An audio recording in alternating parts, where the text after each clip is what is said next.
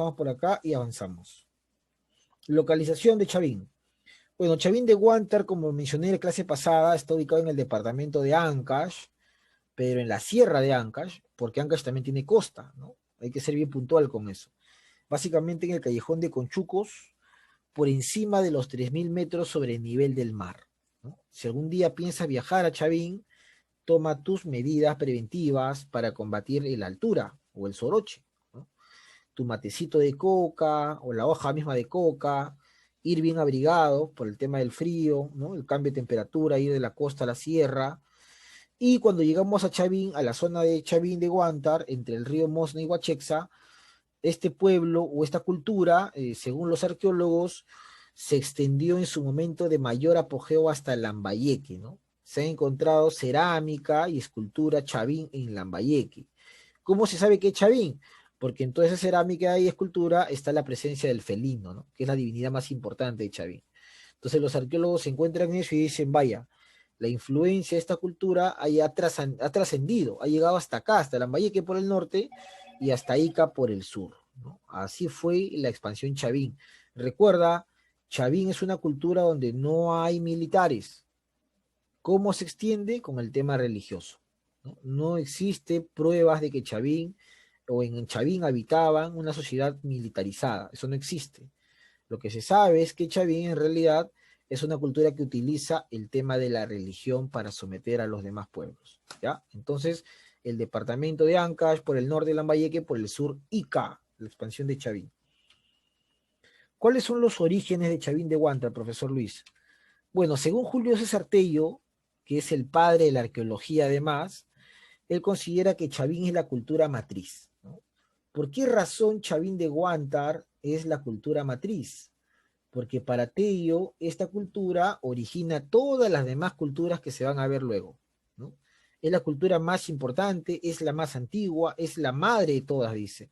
Y además Tello, cuando estudia a Chavín a profundidad, observa su iconografía, ¿no? ¿Qué es la iconografía? Es una disciplina de la historia que ayuda a explicar las imágenes o iconos en algún lugar. Entonces Tello cuando observó Chavín encontró, por ejemplo, la imagen de una serpiente, de un jaguar, un caimán, y Tello se preguntaba, ¿qué hacen estos animales que son de la selva en una cultura de la sierra? No tiene sentido, decía Tello. ¿Cómo el poblador de la sierra, de esta zona, puede dibujar o representar animales de la selva, ¿no? Como que no le encontraba lógica a Tello. Hasta que Tello entendió, a ver, en el chat me están escribiendo, ¿qué dice? Yanela me dice, profesor, también hay como un vidrio puesto ahí porque es peligroso estar en el lugar. Claro, el agua de coca se llama mate, por supuesto. Benito Camela, ¿cuál es tu nombre, Benito Camela, para ponerte en la lista? O tu apellido en todo caso. A ver si me ayudas. Faltan varios, ¿ah? Entonces por ahí de repente quieres, pero no te tengo en la lista como Benito Camela. A ver, Benito, ¿se fue creo? No es de la clase, profesor, no es del aula. Ah, ya, pero ese fue también ya. Entró y se fue. Bueno, lástima. Listo. Gracias. Entonces, profesor Julio César Tello, en realidad define a Chavín como una cultura matriz y dice que esta cultura tiene su origen en la selva, ¿no? Especialmente en una etnia llamada Arahuacs. Entonces, la gente decía, ¿cómo un pueblo de la selva pudo originar una cultura en la sierra? Bueno, Tello habla de las migraciones, pues. Que estas poblaciones de la Amazonía migraron hasta la zona de la sierra llevando esas tradiciones, ¿no? Tello, el padre de la arqueología peruana. Pero Tello es de los años 20, o sea, ya hace bastante tiempo, ya va a ser un siglo, ¿no? O ya hizo un siglo en realidad. Posteriormente aparecen otros historiadores y arqueólogos, ¿no? Como Rafael Arco Joyle, quien dice que el origen de Chavín no está tanto en la selva, como decía el maestro Tello, sino él dice está en la costa, ¿no? En la costa norte, en la costa, profesor, de la Libertad. ¿Y por qué dice eso Rafael Arcojoyle? Porque encuentra cerámica con motivos chavinoides, lo encuentra en un asentamiento humano llamado Cupisnique, en la Libertad, que era un asentamiento del formativo inferior. Entonces él dice, la cerámica Chavín yo la encontré en Cupisnique, pero Cupisnique es más antiguo que Chavín. Y también la arquitectura de Chavín, yo la he visto en Sechín, que es mucho más antiguo. Entonces el arco dice, bueno, creo que el maestro se equivocó. Chavín no es una cultura que tiene su origen en la Amazonía, sino tiene su origen en la costa peruana. De la costa el hombre fue a la sierra y viceversa, ¿no? Hay todo un debate en torno al origen. Y ya algo más moderno es Richard Burger, quien dice que es muy probable que la influencia chavinoide nazca en la costa, ¿no? Y que ahí se vaya a ir a la sierra y de ahí se une con la tradición amazónica, ¿no? Una mezcla de varias tradiciones. Pero hasta el momento, ¿cuál es la más aceptada? Estamos 100 años después, todavía se acepta lo de Tello. Todavía, para todo, todavía se piensa eso, ¿no? Chavín, cultura matriz, que tiene su origen en la Amazonía peruana. Hasta el momento, esa es la más aceptada. Las demás todavía están en el debate, ¿no? No por algo Tello es el padre de la arqueología peruana. Muy bien, profe. Este es en cuanto al origen de Chavín. ¿Cuál ha sido la organización económica de Chavín de Huántar, ¿no? ¿Cómo se organizaba esta cultura en cuanto a la economía? Bueno, en cuanto a la economía tenemos lo siguiente. Sistemas económicos de Chavín. Por ejemplo, vamos a ver lo siguiente, ¿no? Chavín desarrolló una excelente agricultura mixta. Profe, ¿qué es una agricultura mixta? ¿No? Por un lado, practicaban el tema agro y por otro lado se dedicaban a la crianza de llamas y alpacas aprovechando la gran altitud, ¿no? El tema del agro, básicamente el cultivo del maíz, ¿no? Profesor, ¿qué más? Plantas como el maíz, ¿qué era importante? ¿Por qué, profe? El maíz, este grano, puede servir, o sirve en todo caso, para fabricar la bebida de los dioses, ¿no? Que era el nombre que recibía la chicha de jora, bebida tradicional en la zona andina y que se mantuvo hasta la época incaica, ¿no? Servía para todo, ¿ah? La chicha de jora servía para todas las festividades religiosas. Entonces, por eso tenemos por ahí un tema, el maíz. Otro era el pastoreo, ¿no? Los hombres de Chavín de Huántar no solamente eran agrícolas, sino que también se dedicaban al pastoreo de llamas y alpacas, ¿no? Se extendían hasta la puna de Junín y la cuenca del Mantaro.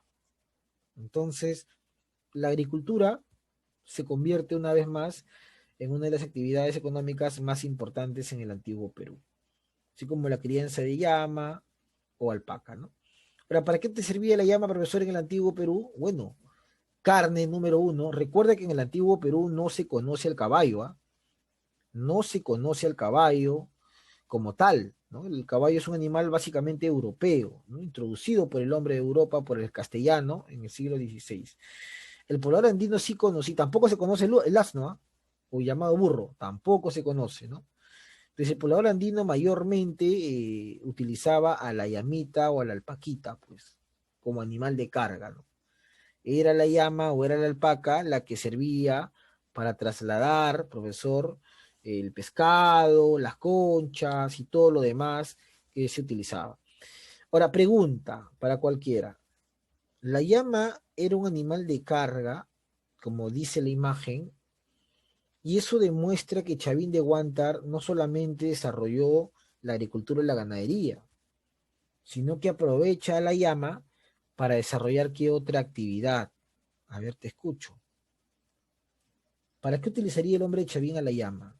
¿Qué otra actividad podría desarrollar? A ver, mano levantada. ¿Qué otra actividad el hombre de Chavín podría desarrollar con la llama?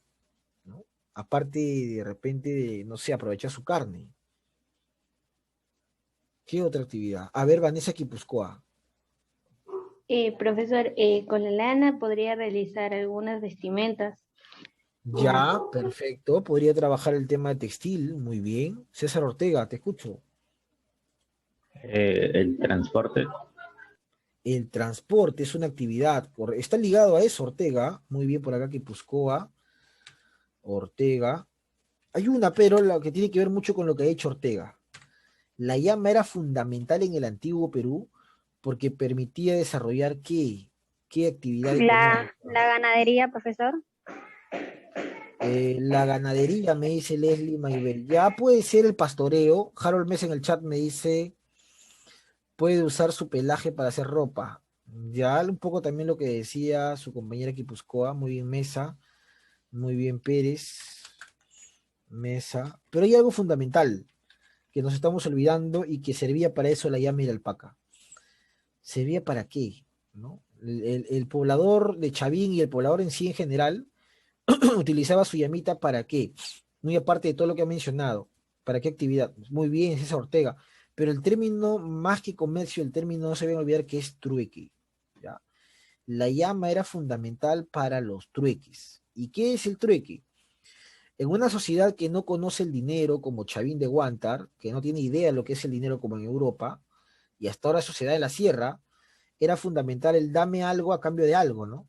Yo de Chavín tengo de repente maíz, pero me falta pescado. Entonces utilizo mi llama para recorrer grandes distancias y conseguir ese pescado llevando la lana misma de mi llama, llevando el maíz, ¿no? Entonces una actividad era el trueque. Y el trueque era utilizado desde la época antigua al lomo de llama, ¿no? Al lomo de llama. Tanto es así que el europeo cuando llega al antiguo Perú se sorprende de ver las llamas y las denomina ovejas grandes, ¿no? Ovejas gigantes, porque piensa que es una oveja, ¿no? Pero en realidad es una llama. Muy bien, ¿qué más tenemos por acá? A ver, vamos a ver. Uno de los elementos que se ha encontrado en Chavín de Guantar es esto de acá que se llama Spondylus humuyu. Entonces un alumno me dice tranquilamente, profesor, ¿qué es un Spondylus humuyu? Bueno, lo resumimos en que es una concha marina, pero esta concha marina no lo encontramos en cualquier tipo de agua, ¿no? Esta concha marina lo vamos a encontrar básicamente en la zona norte del Perú. ¿Y para qué servía? Era entregada como una ofrenda a los dioses, ¿no? A ver, justamente acá nos dice algo. Vamos a pedir por acá un voluntario. A ver, un voluntario para que lea esta parte, por favor. A ver, Maibé, te escuchamos. Ok, profesor. El Spondylus o muyu solo se encuentra en el Golfo de Guayaquil, Ecuador, a más de 5 metros bajo el nivel del mar. Por lo tanto, para obtenerlo se requería de buceadores experimentados. Como en la costa, el muyu aparecía muy esporádicamente con la corriente del Niño, que siempre trae abundantes lluvias. Los antiguos peruanos creían que llovería si les ofrecían muyu a los dioses. También pensaban que el muyu era el alimento preferido de las divinidades. A partir de Chavín, casi todas las culturas del antiguo Perú ofrecieron muyu a sus dioses. Muy bien, señorita. Entonces, el tema de la concha llamada Spondylus o Muyu era utilizado como una profesora ambrosía, ¿no? Como un alimento de los dioses. Pero esto no solamente queda ahí, ¿ah? El hombre de Chavín recuerda que Chavín es un estado teocrático, pues, gobernado por sacerdotes. Entonces, el hombre de Chavín asociaba la presencia del Spondylus en las costas nortes al fenómeno del Niño. Ellos cuando salían a hacer su labor de pesca o de intercambio y encontraban Spondylus, era una señal de que estaban experimentando el fenómeno del niño y que posiblemente ese año se presenten lluvias, deslizamientos y todo lo que trae el niño, ¿no? Y muy por el contrario, cuando salían a pescar y no encontraban Spondylus en las costas norte del Perú, y si tenían que ir hasta Guayaquil, eso significaba que estaban viviendo el fenómeno de la niña, y que era muy probable que ese año era un año de sequía, de no lluvias, de malas cosechas y todo eso, ¿no? Entonces, estos elementos de la naturaleza avisaban al poblador antiguo cómo iba a darse el desarrollo, el famoso Spondylus. ¿Y cómo se llegó a esto? Porque se han encontrado cientos de Spondylus en Chavín de Guantar, ¿no? En el santuario mismo de Chavín. Y es un elemento del mar, ¿no? Entonces, ¿qué hace un elemento del mar ahí? Lo único que puede haber hecho es mediante el trueque, pues. Se practicaba el trueque, o la otra opción es que el poblador de la costa, en su afán de peregrinar a Chavín de Guantar, llevaba este Spondylus como una ofrenda a los dioses, ¿no? Como un pago a los dioses. Así como la señora que viaja desde Estados Unidos de repente en octubre para la fiesta del Señor de los Milagros y trae una ofrenda de la misma manera, ¿no? Una ofrenda o un pago a los dioses. Bueno, ¿cómo era la sociedad chavinoide, profesor? Cada vez que tú veas una pirámide en la sociedad chavinoide, eso significa lo siguiente, ¿no? Que es un estado clasista, ¿ya? Cada vez que veamos una pirámide en cualquier sociedad, es un estado clasista, donde hay una élite que está gobernando, y hay un grupo que es gobernado, obviamente. Ya desde Chavín aparece esta idea de la familia en el antiguo Perú. Y la familia en el antiguo Perú recibía el nombre de Ayu. ¿Ya? Te vas a olvidar, ¿ah? El Ayu era la unidad básica del mundo andino, ¿no? Que va a llegar hasta la época incaica, ¿no? Los Ayus, y que van a ser destruidos por los españoles para implantar las reducciones, ¿no? El virrey Francisco de Toledo destruye la comunidad de Maya Ayu y implanta en los pueblos de indígenas llamados reducciones. Bueno, profesor, ¿cuál es el grupo que domina a todos? Obviamente los sacerdotes, pues, ¿no? Los sacerdotes de Chavín que manipulaban a la gente con el tema del clima, ¿no? El Dios se ha molestado y no va a haber lluvia mañana y no había, pues la gente no sabía que estaban en verano, ¿no? Por eso no iba a haber lluvia. Entonces, ese conocimiento de la naturaleza le permitió al sacerdote chavinoide tener el control político del Estado y tener el miedo también de la gente, el respeto de la gente, quienes consideraban que su vínculo al Dios era muy, pero muy fuerte, ¿no? Por eso algunos lo llaman astrónomos y no solo sacerdotes, porque tenían la capacidad de poder observar justamente el desarrollo de los astros. Luego hay sacerdotes regionales, que son estos que van a peregrinar hacia Chavín de Huántar, ¿no? Que son los sacerdotes de las pequeñas comunidades que están lejos de Chavín y que llevan al pueblo hacia la zona más importante, ¿no? Llevan a la masa para rendir esta peregrinación que se creía que se hacía a una divinidad fundamental en el horizonte, ¿no? Y como siempre, el sector dominado está conformado por los que producen, pues. Ellos producen para que la élite pueda vivir de manera cómoda.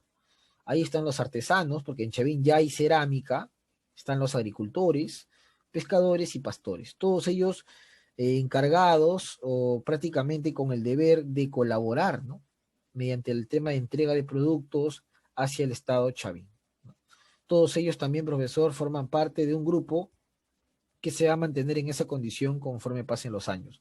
Uno piensa que en el antiguo Perú no había diferencias sociales, sí había diferencias sociales, sí había. O sea, como en la mayoría de sociedades existió, solo que en el Perú no había el concepto de esclavitud como en Europa, ¿no?